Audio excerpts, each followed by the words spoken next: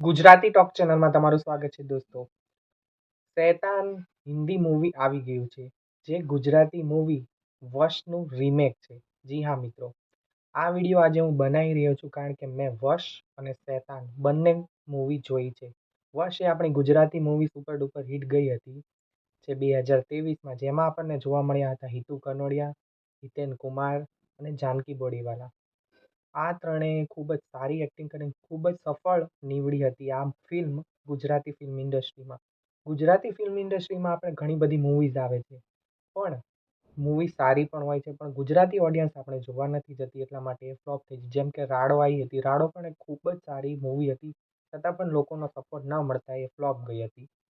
તો આજે આપણે વાત કરીશું શેતાન મૂવી રિવ્યૂ પ્લસ વશ ગુજરાતી મૂવી રિવ્યૂ. મેં બંને મૂવી જોઈ છે, એટલે હું તમને જણાવીશ તમારે કઈ જોવી, શું કરવું શું ના કરવું વગેરે, તમારા પૈસા બચે તે માટે. તો મિત્રો વાત કરું પહેલા વશ મૂવીની, તો વશમાં આપણને જોવા મળેલું, જેમાં હિતેન કુમાર આપણને એક જાદુ ટોનાવાળા, મતલબ કે એક વશીકરણના બેઝ ઉપર આખી મૂવી હતી, જેમાં એ જાનકી બોડીવાલાને પોતાના વશમાં કરે છે અને એને પછી જે એના ફાર્મ હાઉસ પર જઈને જે બધી ધમાચકડી કરે છે, એને ચાય પત્તી ખાવાનું કહે છે, એના ભાઈને મારી નાખવાનું કહે છે, એના મમ્મી પપ્પાને પણ મારી નાખવાનું કહે છે, અને પોતાના એટલે એવું કંઈક ખવડાવી દે છે. જ્યારે એ એક હોટલમાં જ્યારે એમને મળે છે, ત્યારે એને ખાવાનું પહેલાં એ પીતી નથી, ખાતી નથી પરાઠો, અને પછી હિતેન કુમાર કહે ત્યારે પરાઠો ખાઈ જાય છે, અને પછીથી બસ એ રેસ્ટોરન્ટમાં મળે છે ત્યારથી એને કંઈક ખવડાવી દે છે, પછી એ બધું કે એ કરવા લાગે છે. જે આ મૂવીમાં જે સ્ટોરી લાઈન છે અને જે એક્ટિંગ છે જાનકી બોડીવાલાની, એ શેતાન મૂવીમાં પણ એમને ખૂબ જ પ્રશંસા કરી છે. તો ઓવરઓલ જે હિતેન કુમારના ડાયલોગ છે વશ ગુજરાતી મૂવીમાં, અને જે થ્રિલર અને એકદમ ડરામણું આપણને લાગે એવું આપણને શેતાનમાં જોવા નથી મળતું. શેતાનમાં આપણને અજય દેવગન છે, આર માધવન છે, જાનકી બોડીવાલા. જાનકી બોડીવાલાએ પરફેક્ટ એક્ટિંગ કરી છે. બધાય મોટા યુટ્યુબરના રિવ્યૂ પણ સેમ આવા જ છે, જે જાનકી બોડીવાલાએ ખૂબ જ સારી એક્ટિંગ કરી છે, અને આ મૂવી સુપરહિટ જશે પણ. શેતાન મૂવી અઠવાડિયામાં લગભગ એનું બધું કલેક્શન પૂરું કરીને અરાઉન્ડ, મને તો લાગે 100 કરોડની ઉપર આ મૂવી જતું રહેવાનું છે, કારણ કે એટલું મસ્ત મૂવી બનાવેલું છે આ વશ. શેતાનમાં હું વાત કરું તો આર માધવનની એક્ટિંગ સારી છે, પણ આર માધવન પ્લસ હિતેન કુમારની તમે જો એક્ટિંગ જોવા જશો તો હિતેન કુમારની એક્ટિંગ વધારે સારી વશમાં. જેટલું આમ અંદરથી એંગર સાથે બોલવાનો જે ડાયલોગ હતા ને, એવા આર માધવનના મને નથી લાગતા.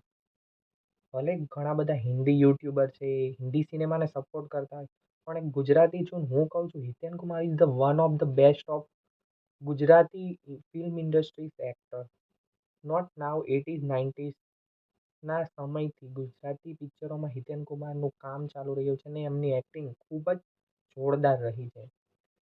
અને હિતેન કુમાર એટલું જ નહીં, કોઈ પણ ગુજરાતી મૂવી તમે એમનું લઈ લો, તમે એમની એક્ટિંગ જોરદાર જ હશે કોઈ પણ પાત્રમાં.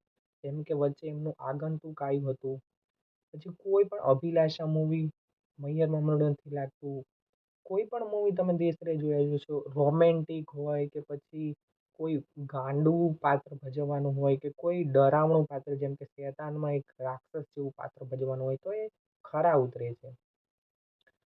હું એમ નથી કહેતો કે શેતાન મૂવી ખરાબ છે, પણ શેતાન મૂવી અને વશમાં જો તમારે કોઈ મૂવી જોવું હોય તો તમે વશ જોજો. શેતાન કરતાં વધારે તમને સારો એક્સપિરિયન્સ એમાં લાગશે. શેતાન પણ મને એવરેજ લાગ્યું, એટલું બધું મને સારું નહીં લાગ્યું, પણ હું વશને વધારે, વશ તમને 110% સારું લાગશે. તમે બંને મૂવીઝ એવું હોય તો જોઈજો.